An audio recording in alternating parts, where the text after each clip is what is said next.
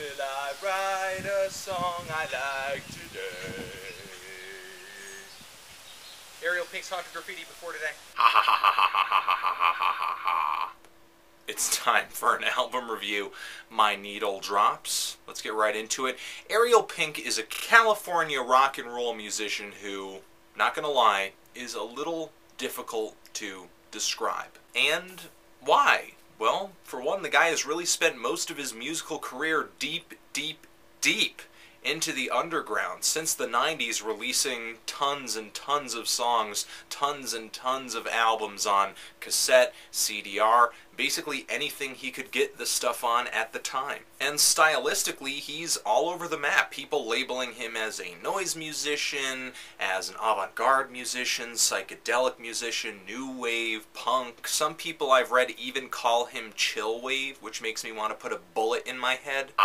If you can depend on any kind of consistency from the guy, it's that his music most likely will have some kind of anachronistic quality to it. It will most likely sound as if it was recorded much earlier, much earlier than it actually was. I mean, decades ago, guys. And that's why I imagine this new Ariel Pink's Haunted Graffiti album is titled Before Today.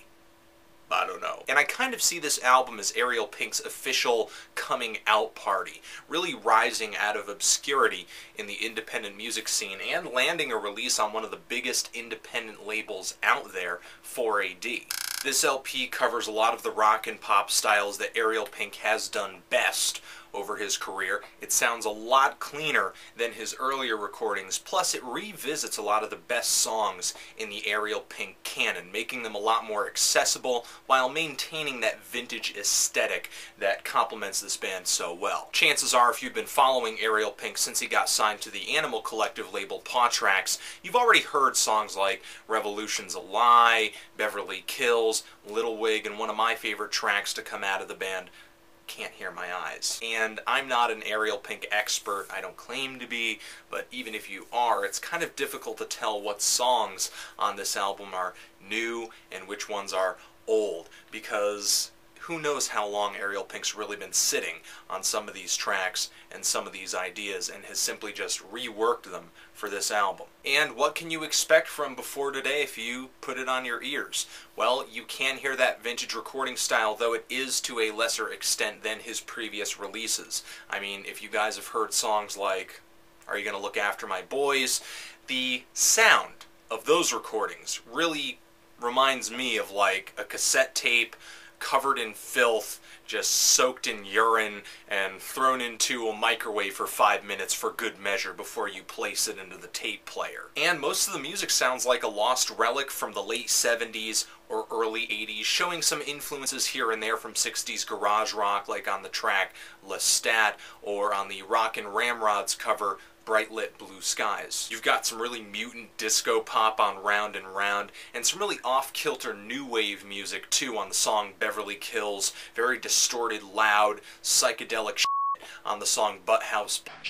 Though there are a lot of old aesthetics to this music. It couldn't have possibly been made in any other time but today, because this music, though it does have a really nostalgic quality to it, it's clearly made with the knowledge of all these musical movements having already passed by. Because a lot of these songs don't really stick to one influence, don't really stick to one idea.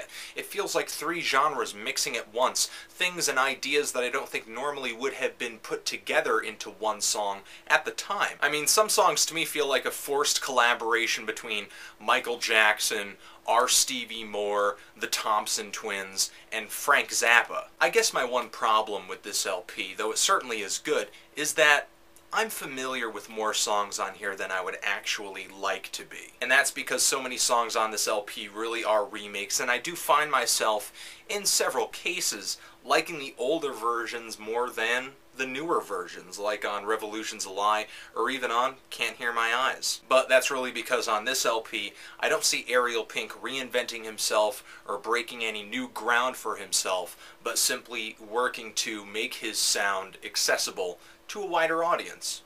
And there you go. The songs are still good.